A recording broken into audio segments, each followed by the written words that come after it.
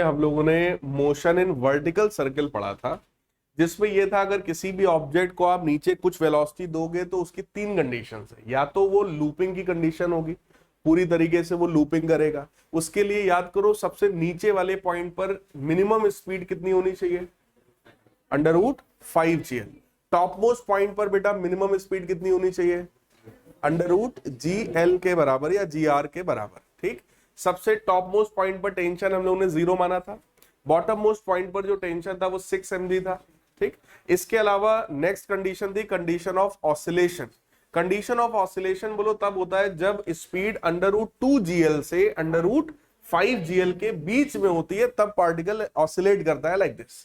ठीक, और अगर स्पीड √2gl से भी कम होती है, नहीं उल्टा बोल गया, √2gl से जब कम होती है स्पीड तब ऑसिलेशन होता है, और √2gl से √5gl के बीच में जब स्पीड होती है तब वो condition of leaving the circle होता है।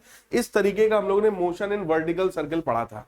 ठीक, अब सबसे पहले उन कॉन्सेप्ट्स को रिवाइज करते हुए हम लोग ये कुछ 2-3 न्यूमेरिकल है पहले वो देखते हैं, फिर आगे के कॉन्सेप्ट की तरफ बढ़ेंगे। ठीक, क्वेश्चन हमारा ये है, one end of a string of length 1.5 metre is tied to a stone of mass 0.4 kg and other end to a small pivot on a smooth vertical board। मतलब एक एंड पर सबसे पहले तो रस्सी की लंबाई कितनी है, 1.5 मीटर के बराबर, 1.5 मीटर के बराबर लेंथ है, और इसके एक एंड पर हम लोगों ने एक पार्टिकल बांध दिया है जिसका मास है 0.4 kg के बराबर।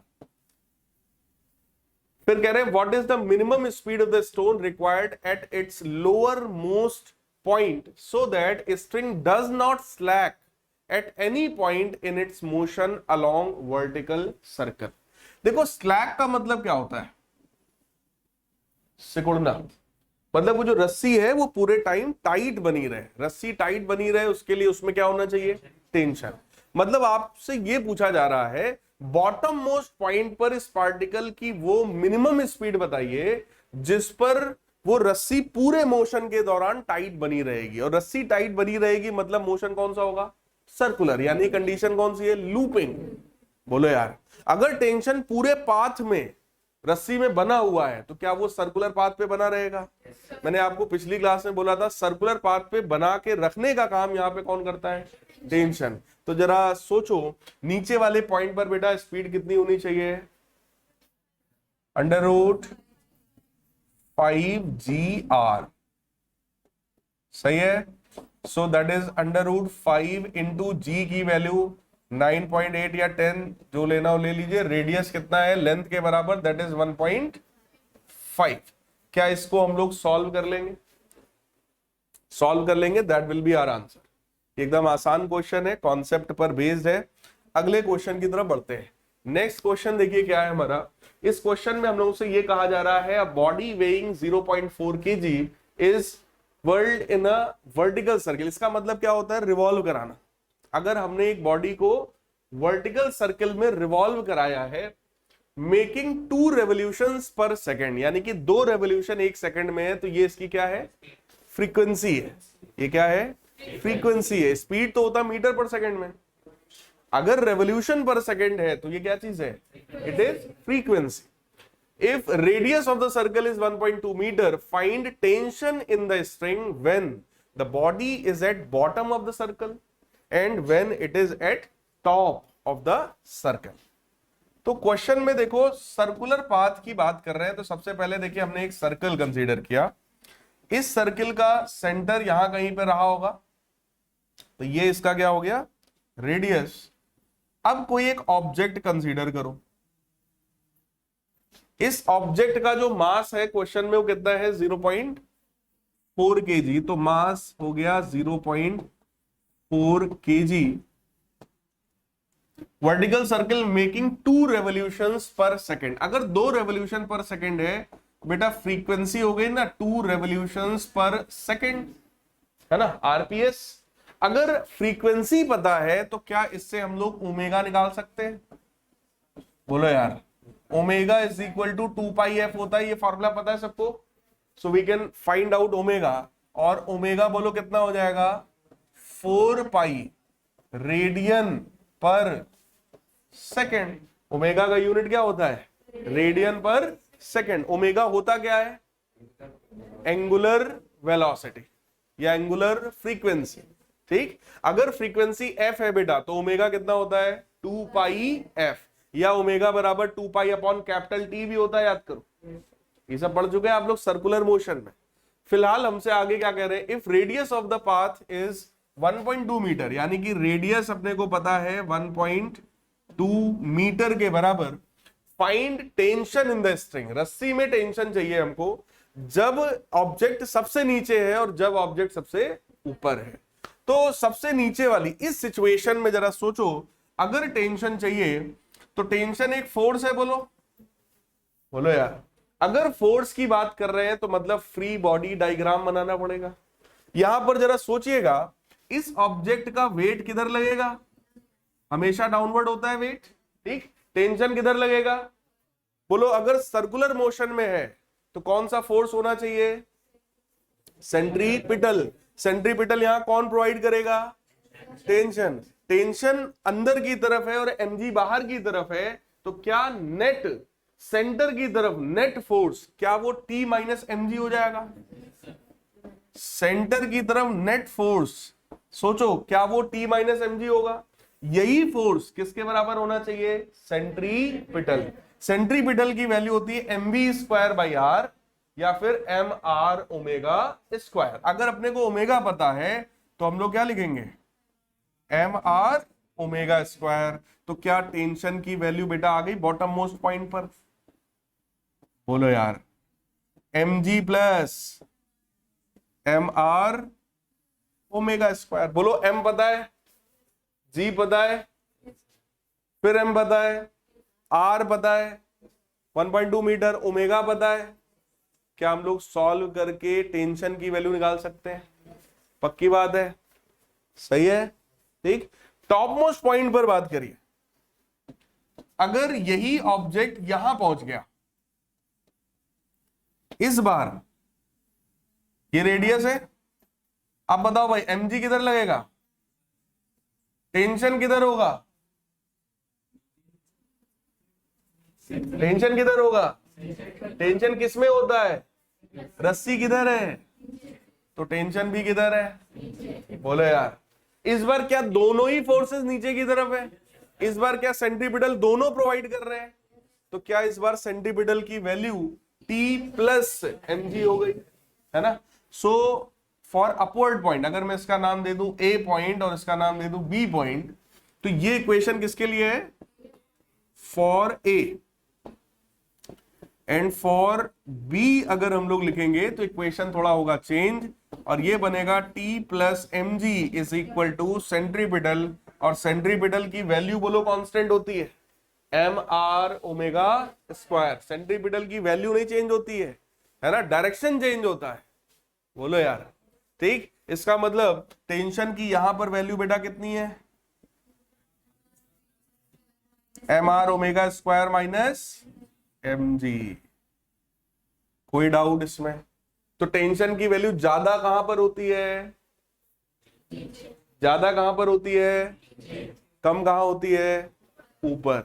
और वो वैसे भी आपने देखा ही था डिराइव करते समय, नीचे था 6 mg तो ऊपर कितना था 0, बोलो यार। तो मैक्सिमम टेंशन कहां होता है नीचे वाले पॉइंट पर, कोई डाउट इसमें, कर लेंगे इसको, हो गया। आप सिर्फ वैल्यूज रखनी है और जो है उसको सॉल्व करना है, पक्की बात है, ठीक। अगला क्वेश्चन देखिए, a bucket containing water is tied to one end of a rope of length 2.5 metre. वो कुछ टाइपिंग का है, कुछ एरर।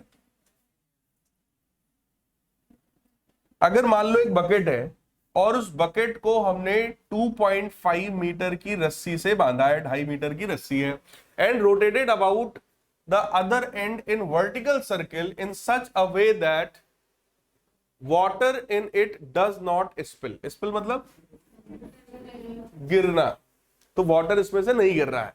आप लोगों ने आजकल YouTube पे काफी सारे वीडियोस वायरल हुए हैं, शायद आप लोगों ने देखा भी हो, बहुत सारे एजुकेटर्स ने ये चीज करके दिखाई है कि कोई एक नीचे वैसा ले लिया, बेस ले लिया, उसके ऊपर एक ग्लास रखा, ग्लास में पानी भरा और उसके बाद उसको ऐसे ऐसे घुमाया और वो पानी नहीं गिरा। देखा है आप लोगों ने? बोलो यार। पीडब्ल्यू के बहुत सारे टीचर्स ने ये काम करके दिखाया है। ठीक, शायद राजवंश सर पढ़ाते हैं, उन्होंने भी ये चीज करके दिखाई है। देखा नहीं देखा? नहीं। अच्छा, आप एक चीज सोचो, अगर यहाँ पे इमेजिन करिए, अगर एक ग्लास है और उसमें पानी भरा हुआ है, ठीक, नीचे हम लोग कोई एक बेस लगा दें, कुछ भी लकड़ी का पटरा एक समझ लो ले लिया, उस पटरे पे ग्लास रखेंगे, रखा जाएगा, ठीक, और उस पटरे में हमने रस्सी वस्सी बांध करके उसको ऐसे ऐसे घुमा रहे हैं। ठीक है, सबसे पहले सोचो, टॉप मोस्ट पॉइंट पर जब यहां पहुंचेंगे तो बोलो ग्लास उल्टा हो जाएगा, पानी गिर जाना चाहिए, है ना? लेकिन अगर पानी नहीं गिर रहा है तो उसका कारण क्या रहा होगा? बोलो यार। टेंशन जीरो था। अगर टेंशन जीरो हो जाएगा तो क्या सर्कुलर पाथ हो पाएगा? तब तो पूरा पटरा ही नीचे गिर जाएगा, तब तो ग्लास पानी तो गिरना ही है। फिर तो सोचिएगा सोचिएगा, अगर मैं ऐसे ऐसे घुमा रहा हूं, ठीक है, देखो नीचे वाले पॉइंट पर तो पानी वैसे भी नहीं गिरना चाहिए। बोलो, नीचे वाले पॉइंट पर तो पानी, भाई जब ग्लास ऐसे ही है, पानी भरा है, तो क्यों पानी गिरेगा, है ना? हाँ, गिरने वाला जो सारा खेल है बोलो टॉप मोस्ट पॉइंट पर है।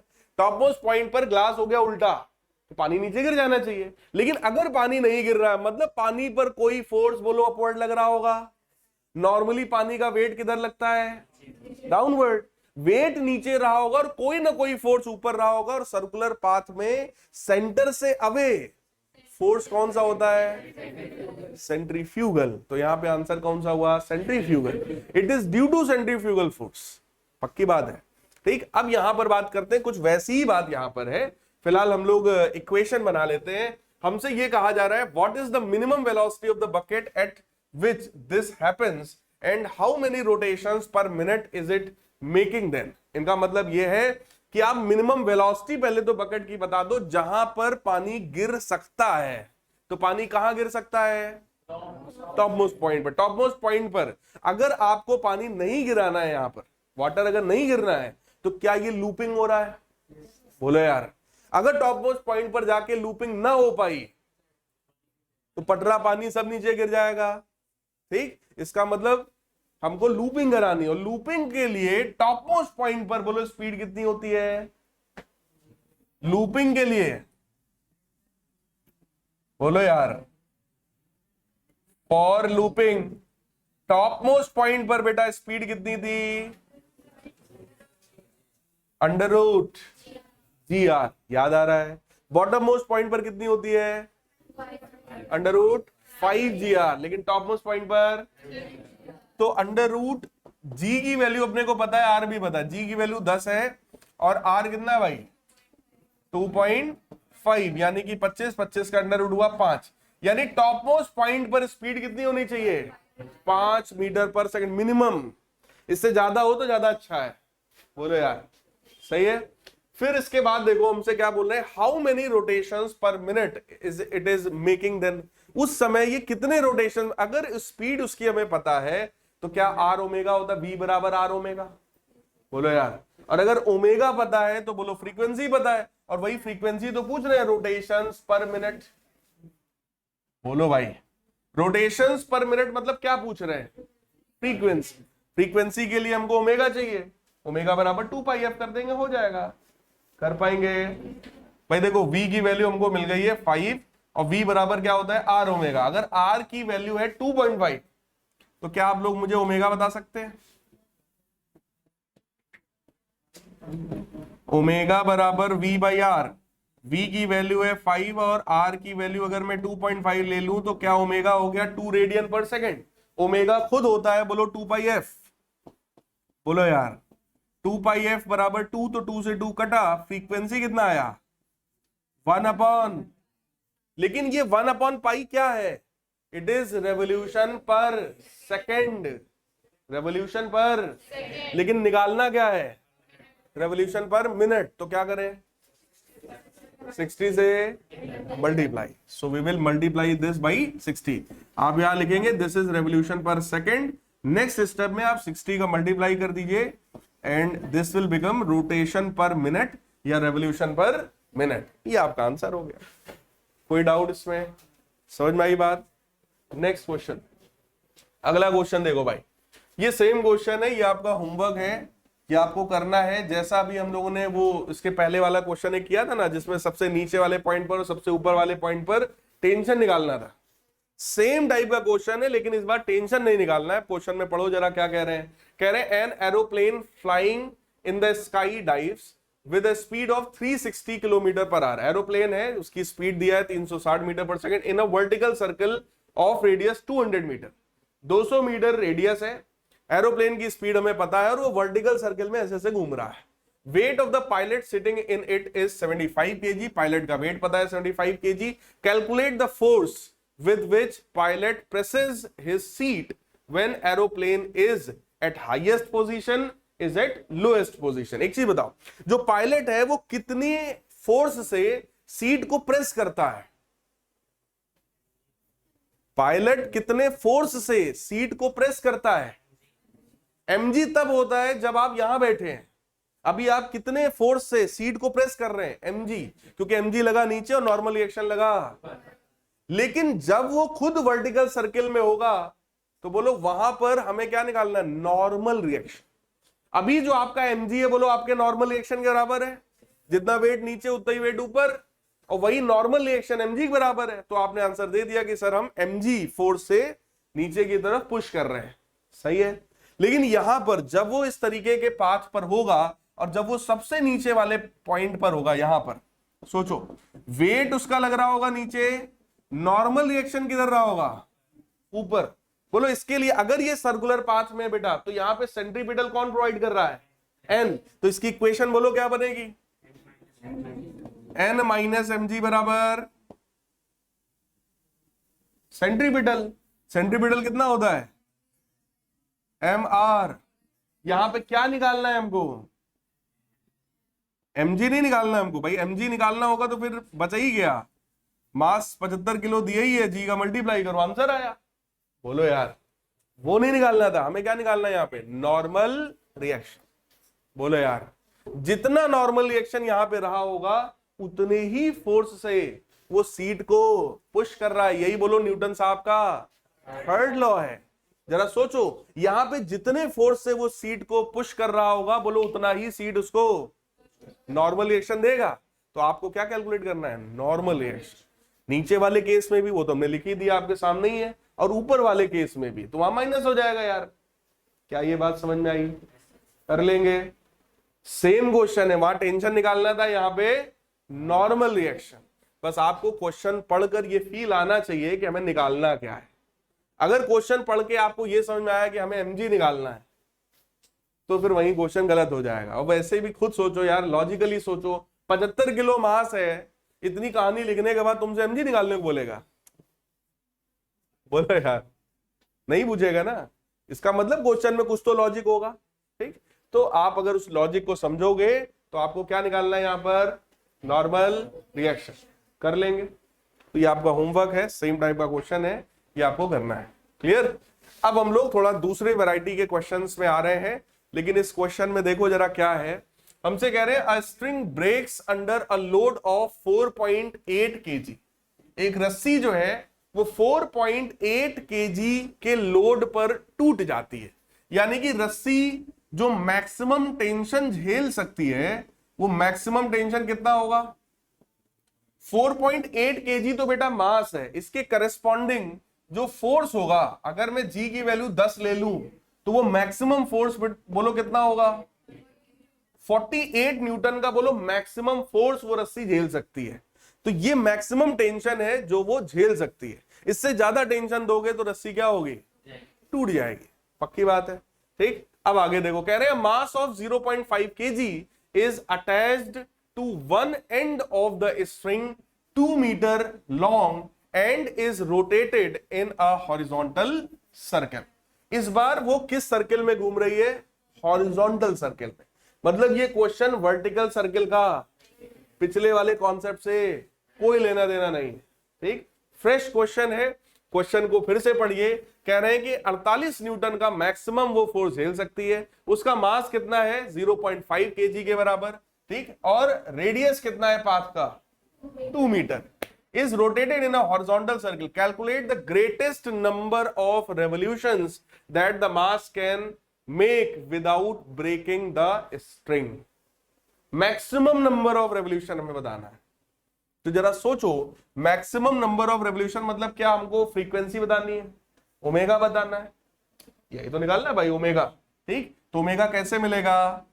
अगर ये मैक्सिमम टेंशन है, और जरा सोचो अगर कोई भी पार्टिकल यहां सर्कुलर पाथ में घूम रहा है, तो जो मैक्सिमम फोर्स वो झेल सकता है, क्या वो उसका वेट भाई टी मैक्स जो होगा माइनस एम जी, क्या ये एम आर ओमेगा स्क्वायर के बराबर होगा? सोचो भाई, अगर कोई भी पार्टिकल ऐसे घूम रहा है, सबसे ज्यादा टेंशन बोलो कहां पर होगा? सबसे ज्यादा टेंशन कहां हो सकता है?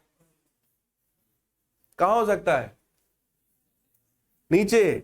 क्या ये वर्टिकल सर्किल है? फिर गलती हुई ये गलत है, बोलो यार, ये वर्टिकल सर्किल का क्वेश्चन नहीं है, ये हॉरिजॉन्टल सर्किल है, पहले ही बताया था अभी हमने। तो ये चीज जल्दबाजी में आपको नहीं करना है, ये किया क्वेश्चन गया। ठीक, तो जब बेटा अगर वो हॉरिजॉन्टल सर्किल में घूम रहा होगा, तो उस समय mg की कोई बात है ही नहीं, तो वहां सिर्फ और सिर्फ एक ही फोर्स है। सोचना जरा, सिर्फ और सिर्फ एक ही फोर्स है जो कि सेंटर की तरफ होगा। सोचो, सेंटर की तरफ बोलो, सिर्फ एक ही फोर्स है, कौन? टेंशन। यही टेंशन किसके बराबर होगा? सेंट्रीपिटल। और सेंट्रीपिटल कितना होता है?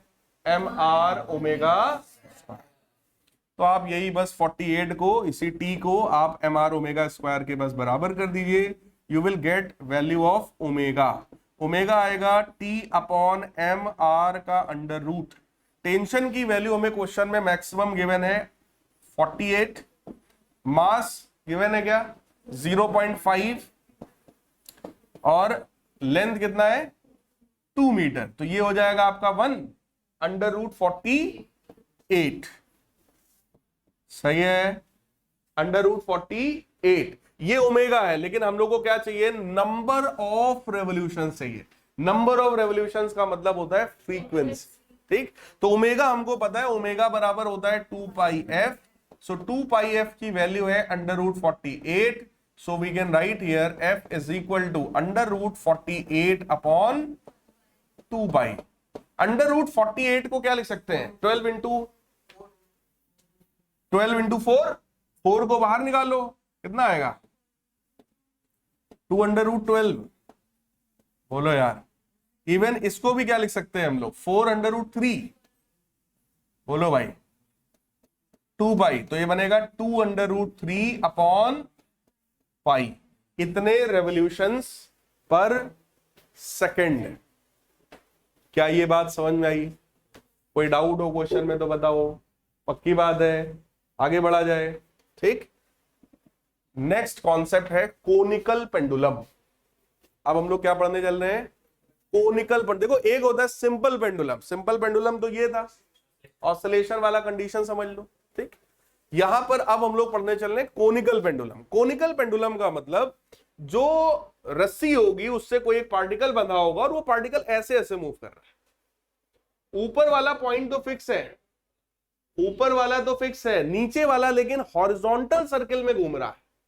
और अगर नीचे वाला हॉरिजॉन्टल सर्किल में घूमेगा तो क्या डायग्राम ऐसा होगा? सोचो जरा, ये 3D है, ये 2D डायग्राम नहीं है, ये 3D डायग्राम है। ये ऐसे घूम रहा है, ऐसे ऐसे।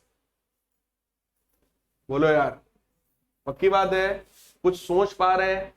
ठीक, अब सोचिए जरा, यहां पर कौन कौन से फोर्सेस होंगे? पहला इसका वेट, दूसरा रस्सी में टेंशन। रस्सी की लंबाई हमको ज्यादा से ज्यादा पता होगा। ठीक, बाकी ये रेडियस और ये हाइट हमको नहीं पता, ये तो हमने डायग्राम में था तो बस लिखा हुआ है। बोलो यार, आपसे अगर कोई बोले कोनिकल पेंडुलम बनाओ तो क्या करोगे? एक रस्सी लाओगे, तुमको रस्सी की लंबाई पता होगी, एक पार्टिकल बांधोगे, ज्यादा से ज्यादा उसका मास पता होगा, तो उसका वेट पता होगा, बस। और क्या पता भाई ये किस रेडियस में घूमेगा, हमें क्या पता? हो तो घूमने के बाद पता चलेगा ना। तो हमारे पास जो नोन चीजें हैं वो है mg और l, बस, और हमें कुछ नहीं पता। तो जो भी हम आंसर अभी निकालेंगे वो किसके इसके टर्म्स में निकालेंगे, एम जी और एल के टर्म्स। क्लियर। फिलहाल लेट अस सपोज कि ये कितना एंगल वर्टिकल से बना रहा है, थीटा। ठीक, ये रस्सी का टेंशन है। अब जरा सोचिएगा, अगर ये एंगल थीटा है बेटा, ध्यान से समझना, अगर ये थीटा है, अगर मैं इसको आगे बढ़ाऊंगा तो क्या ये भी थीटा होगा? क्यों? Corresponding angle. मेरा दिमाग थीटा पे क्यों गया? इसलिए गया क्योंकि नीचे कौन सा पाथ बन रहा है, नीचे क्या बन रहा है, सर्कल। बोलो सर्कल बन रहा है ना। अगर नीचे सर्कल बन रहा है तो सर्कल देखते ही दिमाग में सबसे पहले क्या आता है, सेंट्रीपिटल फोर्स।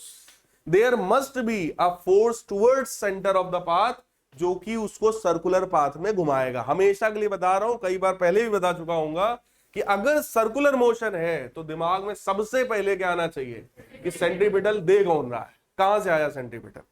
तो मेरे दिमाग में फिर से वही बात आई, कहां से आया सेंट्रीपिटल। ठीक, तो हमने ये सोचा कि यार ये mg है, ये थीटा है, तो ये भी थीटा होगा। बोलो ये mg है, ये थीटा है, तो बोलो इधर की तरफ कंपोनेंट क्या हो जाएगा, mg cos थीटा, और इधर की तरफ क्या हो जाएगा। ठीक, तो हमने ये सोच लिया कि भाई टेंशन किसके साथ बैलेंस हो गया, mg t बराबर mg cos थीटा। सिर्फ यही है mg sin theta.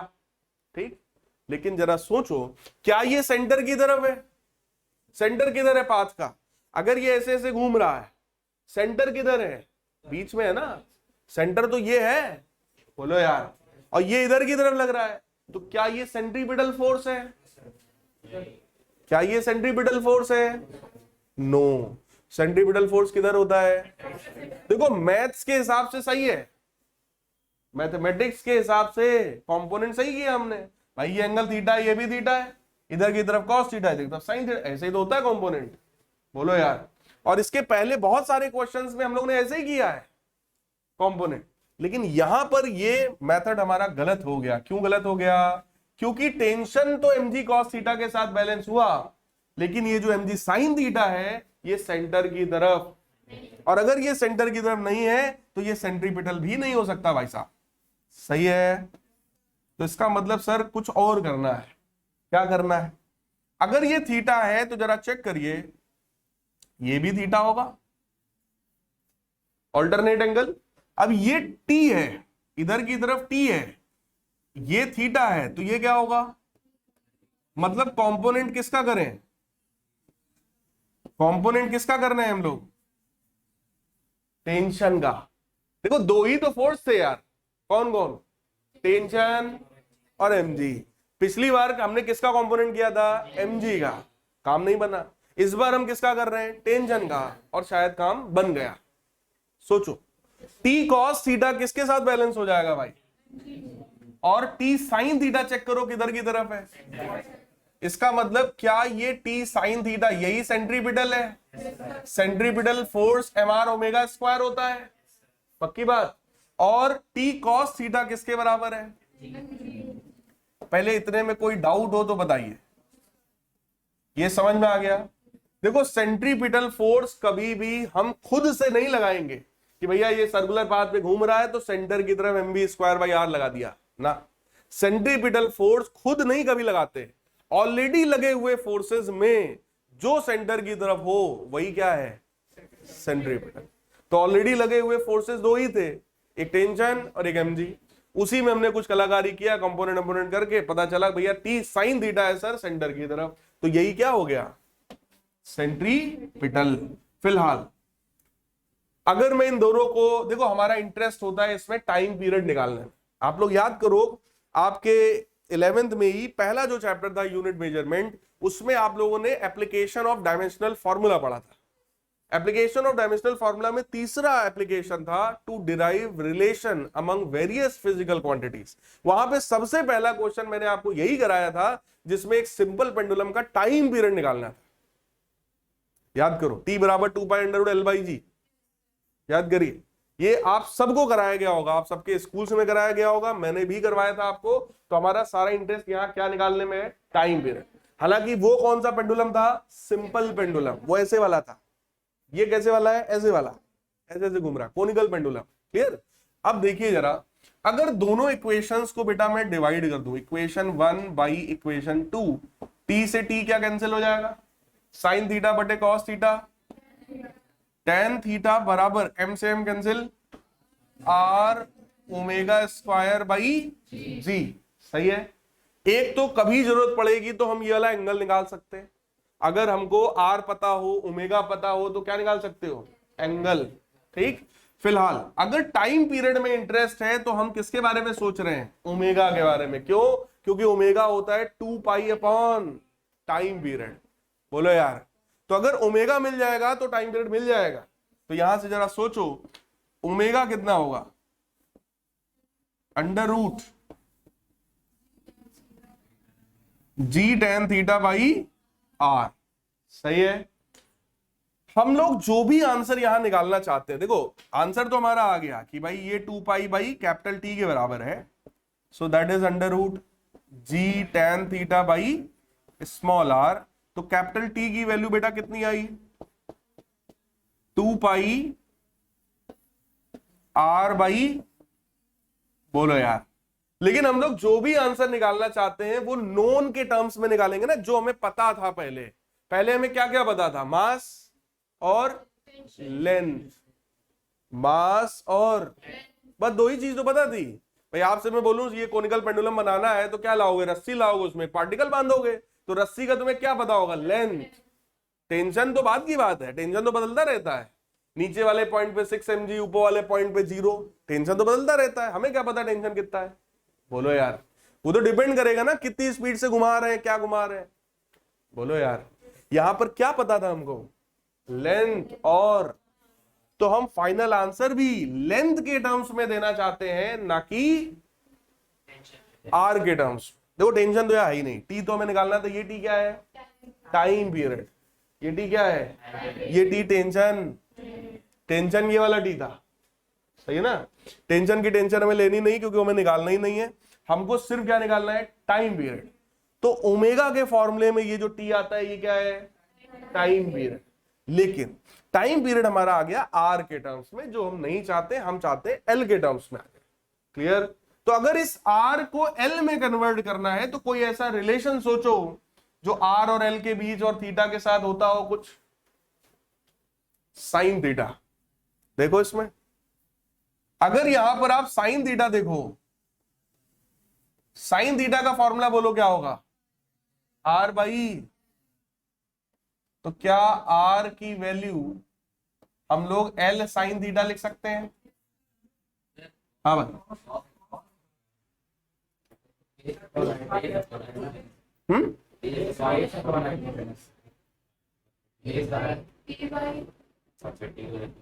Cos theta या साइन थीटा, देख लो भाई, जैसा कहो वो लगा दे, हमें कोई दिक्कत नहीं, ट्रिग्नोमेट्री है, चाहे साइन कहो चाहे कॉस कहो। हमें किसके टर्म्स में चाहिए, एल के टर्म्स में ना, आर और एल। अगर ये एंगल थीटा है तो इसके लिए ये परपेंडिकुलर, ये हाइपोटेनस। बोलो यार, कॉस थीटा लगाओगे तो एच बाई एल, क्या एच हमें पता है, हमें क्या पता है, एल पता है ना, तो हम कॉस के टर्म्स में क्यों जाएंगे। हमको अगर एल के टर्म्स में चाहिए तो हम साइन थीटा लगाएंगे। बोलो यार, सही है। तो बस वही जो हमने निकाला है उसी को ला के एज इट इज यहां पे रख देंगे, and this will become 2 by under root, r की जगह क्या लिखेंगे, L sine theta by g tan theta. और टेन थीटा क्या होता है, साइन थीटा अपॉन, बोलो कॉस थीटा किधर जाएगा, तो यस, तो टाइम पीरियड का फॉर्मूला बेटा कितना आ गया, 2 पाई, साइन से sine cancel, L cos theta by. कोई डाउट हो तो बताइए, पक्की बात है, टी बराबर 2 by under root L cos theta by. Any doubt. अगर यही थीटा 0 हो जाए, सोचना जरा, ये थीटा कौन सा एंगल था, पहले तो यही चीज का फील करो। देखो वर्टिकल ये है, बोलो यार वर्टिकल ये है, वर्टिकल से कुछ एंगल पर ये रहा होगा, ठीक, और ये ऐसे ऐसे घूम रहा होगा। सही है, ठीक, वर्टिकल। अगर ये एंगल में 0 कर दूं तो ये ऐसा हो जाएगा। अब ये ऐसे ऐसे घूमेगा या सिंपल ऐसे ऐसे करेगा? इसका मतलब क्या ये सिंपल पेंडुलम बन जाएगा? अगर यही theta, if theta is equal to 0 then it will become simple pendulum. और अगर ये सिंपल पेंडुलम है तो उसका बोलो टाइम पीरियड कितना हो जाएगा? 2 pi under root L cos 0 upon, याद करिए क्या यही वाला फॉर्मूला डिराइव करवाया था उस समय? और उस समय मैंने आपसे ये कहा था कि बेटा डायमेंशन वाले मेथड से k की वैल्यू हम निकाल, लेकिन जब मैं आगे पढ़ाऊंगा तब मैं आपको डिटेल में बताऊंगा कि ये 2 पाई कहां से आया। तो ये 2 पाई कहां से आया? ये डेरिवेशन से आया। बोलो यार, ये 2 पाई यहां से आया, ओमेगा बराबर 2 पाई अपॉन टी होता है, यहीं से 2 पाई शुरू हुआ, वही 2 पाई आखिरी तक बना रहा फॉर्मूले में। क्या ये बात समझ में आई? तो जब हम पूरा डेरिवेशन करते हैं तो हमको पूरा फॉर्मूला पता चलता है। डायमेंशनल एनालिसिस वाले मेथड में हम कांस्टेंट के की वैल्यू निकाल नहीं सकते, और वहां पे आप एज इट इज ये लिख सकते हैं, we can not find the value of K. But यहां से आपको पता है, अब क्योंकि आप 11th के लगभग मिड में आ चुके हैं, है ना, और आपने ये डेरिवेशन पढ़ लिया है, तो जब आप आगे कभी अब सेम उसी फॉर्मूले को अगर डिराइव करते हो तो अब आप बता सकते हो ना कि हाँ सर हमने पढ़ा है के की वैल्यू कितनी होती है? 2 पाई। तो सेम इसी तरीके से मैंने आपको स्टार्टिंग में बताया था कि बेटा अपनी नॉलेज के बेसिस में मैं बता रहा हूं के बराबर 2 पाई होता है, पर उस मेथड से हम उसको डिराइव नहीं कर सकते। कुछ समझ में आई बात? ठीक, इसमें कोई डाउट हो तो बताओ पहले। ये क्लियर है? ठीक, इस पर बेस्ड न्यूमेरिकल आओ। A ball of mass 0.1 kg is suspended by a string 30 centimeter long, keeping string always taut. Taut मतलब टाइट, मतलब इसमें टेंशन 0 नहीं होगा। The ball describes a horizontal circle of radius 15 centimeter. Calculate angular speed. Question में देखो क्या क्या given है। पहले तो एक मास है, कितना है ये? 0.1 kg। रस्सी की लंबाई बेटा 30 सेंटीमीटर है, 0.3 मीटर हो गया, ठीक है। और ये जो सर्कुलर पाथ बना रहा है, जो सर्कुलर पाथ ये बनाएगा उसका रेडियस हमको पता है ना, वो है 15 सेंटीमीटर। और हम लोगों से पूछ क्या रहे हैं? Angular speed. एंगुलर स्पीड मतलब ओमेगा, है ना, ओमेगा। क्या ये डायग्राम बिल्कुल सेम कोनिकल पेंडुलम जैसा है? ये क्वेश्चन भी समझ लो उसी का है ना। पीछे डेरिवेशन में क्या हम लोगों ने ओमेगा का कोई फार्मूला कोई बनाया था? कौन सा बनाया था? ओमेगा बराबर under root g tan theta by r. देखो अब या तो मैं सेम चीज में चले, पूरा डेरिवेशन हम करें, और अगर हमको पता है कि ये कोनिकल पेंडुलम का है, फार्मूला हमारे दिमाग में कुछ है, तो हम सीधे सीधे यहां पे फार्मूला यूज करेंगे, that is under root g tan theta by r. अब जरा सोचिएगा, टेन थीटा अगर ध्यान से समझ रहे हो तो थीटा यही वाला एंगल था। यहां से भाई साइन थीटा कितना दिख रहा है हमें? साइन थीटा कितना दिख रहा है? 15/30। तो क्या थीटा 30 डिग्री है? बोलो यार, साइन थीटा अगर 1/2 है तो थीटा 30 डिग्री, और अगर थीटा 30 है तो tan 30 1/√। सो जी 1/√3, और रेडियस कितना है भाई? देखो ये रेडियस तो यही होता है ना, तो बस सीधे सीधे हम रखेंगे 15 सेंटीमीटर, तो 15/100। क्या ये बात समझ में आई? 100 से क्यों डिवाइड किया? मीटर में। कर लेंगे इसको सॉल्व, यही ओमेगा हो गया। कोई डाउट हो बताओ? किसी को कोई भी डाउट हो, जरा भी डाउट हो, पूछो।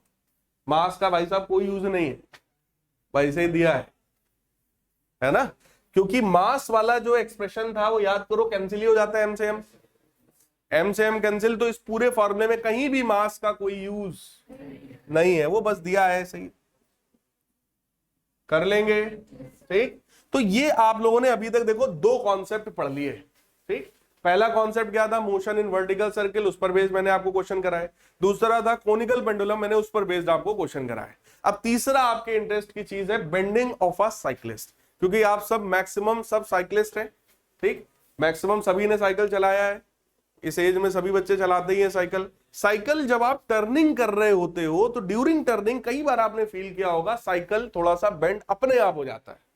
कुछ लोग रंगबाजी में बेंड करते हैं और कुछ का बाय डिफॉल्ट हो जाता है, बोलो यार। और कुछ लोग बेंड करते करते फैल भी जाते हैं, और मोड़ पे ऐसा अक्सर होता है। मैं भी देखो, हर बच्चा जो है जिसने भी साइकिल चलाई है वो एक बार गिरा जरूर होगा, ऐसा हो नहीं सकता वो एक बार दो बार गिरा ना हो।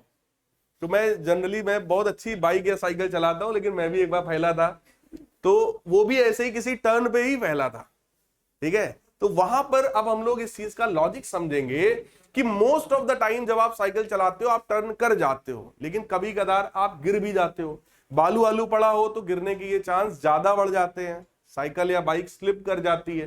तो आखिर ऐसा क्या है वहां पर कि वो गिर जा रहा है, ठीक। तो हम लोग जो कॉन्सेप्ट पढ़ने चल रहे हैं, that concept is bending of a cyclist. अगर कोई साइक्लिस्ट देखो इस तरीके के किसी मोड़ पर जा रहा है, ये सड़क देखो ऐसी इधर से आ रही है और ऐसे मुड़ रही है, दिख रहा है डायग्राम, ठीक। अगर ये ऐसे आ रही है और ऐसे मुड़ रही है तो साइक्लिस्ट देखो इधर की तरफ बेंड हुआ है, ऑब्जर्व करिए। पहली बात तो बेंड है कि नहीं है, वर्टिकल डायरेक्शन देखो ये है, लेकिन ये बेंड दिख रहा है सबको, ठीक। तो मैटर ये है कि आखिर बेंड क्यों है। और जो बहुत फास्ट रेसिंग होती है, अगर आप लोगों ने वो स्पोर्ट्स वाले चैनल देखा हो तो उसमें तो बाइक एकदम लेटा ही देते हैं, बोलो यार। जो घुटना होता है और नीचे का जमीन वो लगभग इतना ही सिर्फ रह जाता है। आप लोग कभी देखिएगा यूट्यूब पे वीडियो, तो वहां पे एकदम बेंड कर जाते हैं। तो आखिर इसका रीजन क्या है, इतना बेंडिंग क्यों कर रहे हैं, ठीक है। तो यहां पर देखते हैं, ये तो मैंने डायग्राम दिखा दिया रेफरेंस के लिए कि आपको कुछ समझ में आए कि हो क्या रहा है। अब यहां पर देखो जरा, अगर ये साइक्लिस्ट है, ठीक, और ये बेंड कर रहा है नॉर्मल से, मान लो बेंड होते समय इसने कितना एंगल बनाया, थीटा एंगल, ठीक। तो सबसे पहला काम तो हमारा यही है कि ये थीटा कितना होना चाहिए, मतलब साइकिल हम बेंड कराएं तो कितनी बेंड कराएं। ज्यादा करा देंगे तो क्या होगा, कम कराएंगे तो क्या होगा, ना कराएं तो क्या होगा, है ना। ये सारी चीजें हमको यहाँ पे देखनी है कि आखिर उस बेंडिंग का इंपॉर्टेंस क्या है, क्यों बेंडिंग है। क्लियर, जरा समझिएगा। साइक्लिस्ट जो भी होगा इसका वेट बोलो mg डाउनवर्ड लगेगा, और नॉर्मल रिएक्शन बोलो ऐसा लगेगा। करने को देखो दो ही चीजें हैं यहाँ पे, एक mg और एक नॉर्मल रिएक्शन। करने को कंपोनेंट हम mg का भी कर सकते हैं और नॉर्मल रिएक्शन का भी कर सकते हैं, लेकिन ये चीज को हम डिसाइड किससे करते हैं, सेंट्रीपिटल फोर्स। अगर सोचो इस डायग्राम के हिसाब से, इसके हिसाब से अगर वो आ रहा है और ऐसे मुड़ रहा है ऐसे, तो सेंट्रीपिटल फोर्स किधर चाहिए, पक्की बात है।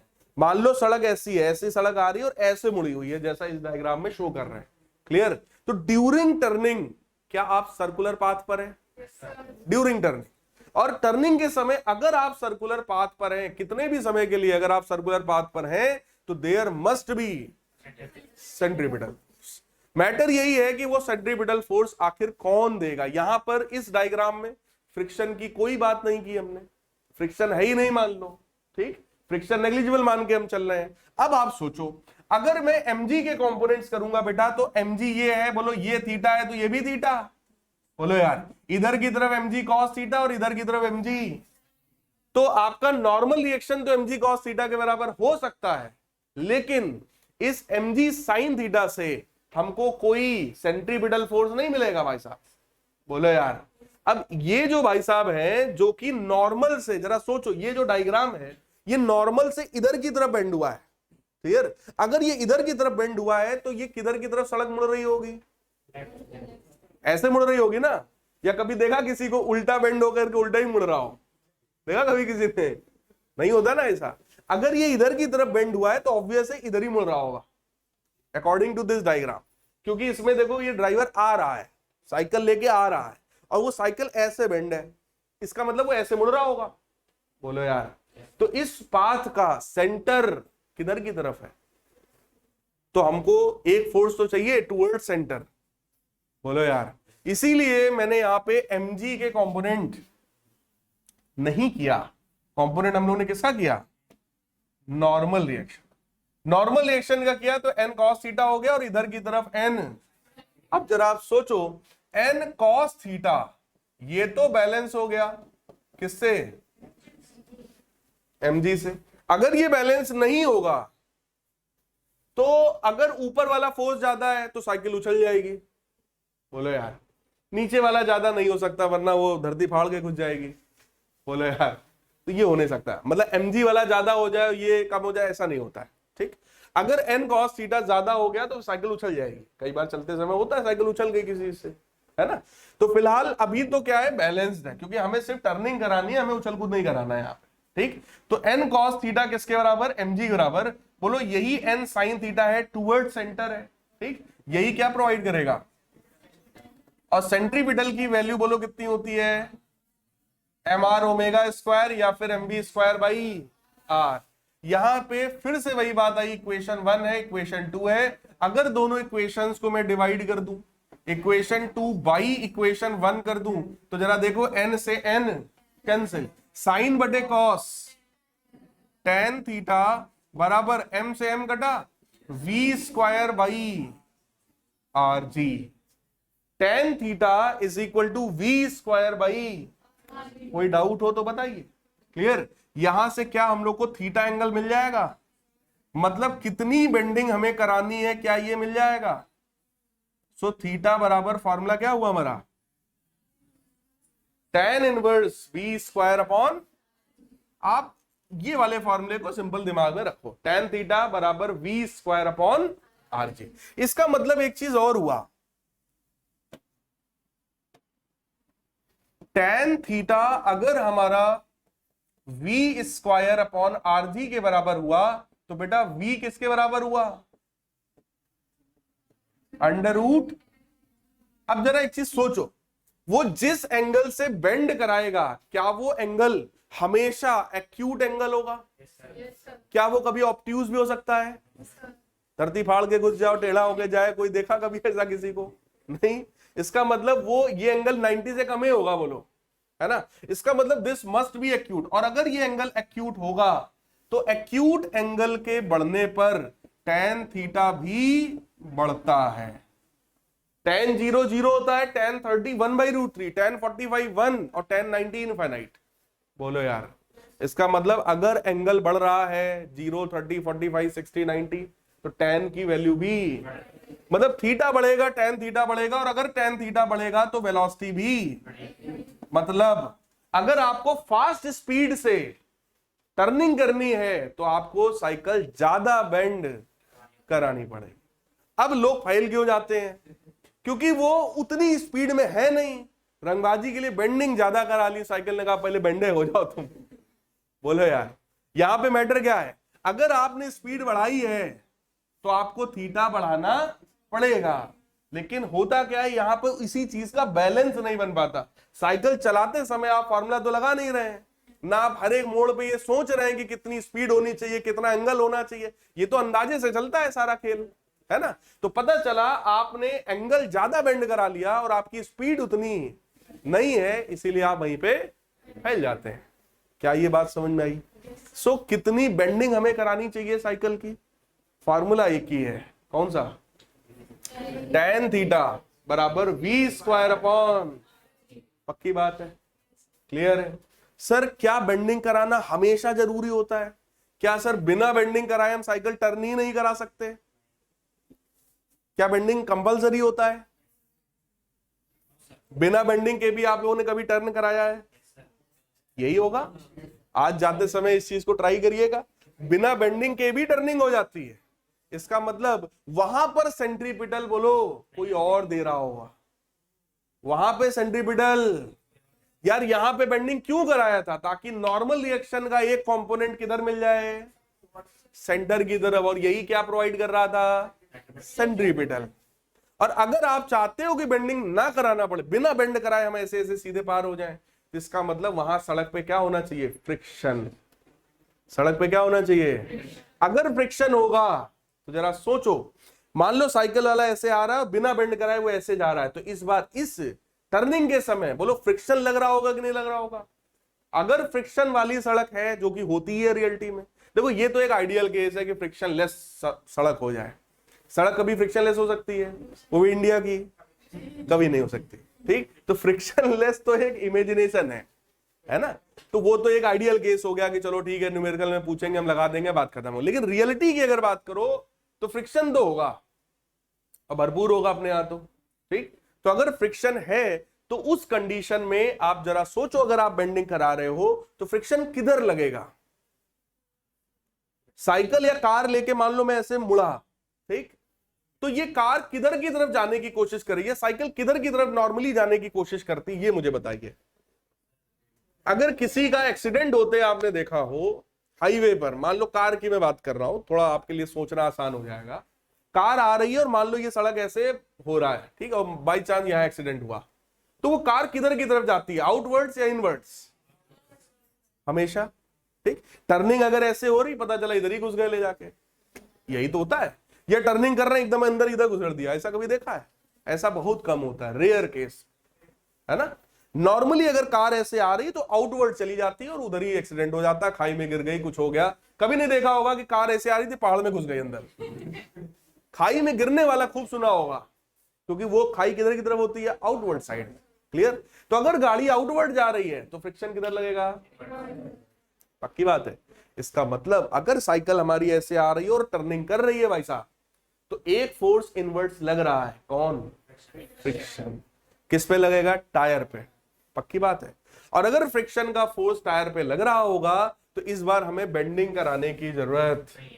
और बोलो फ्रिक्शन में आप पढ़ भी चुके हो, टैन थीटा बराबर म्यू होता है, म्यू बराबर टैन अल्फा होता है, बोलो पढ़ा आपने? क्लियर? नहीं पढ़ा? म्यू बराबर टैन अल्फा, है ना। इसका मतलब अगर फ्रिक्शन है,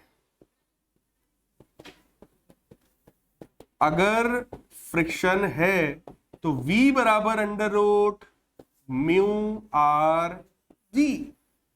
क्या ये बात समझ में आई?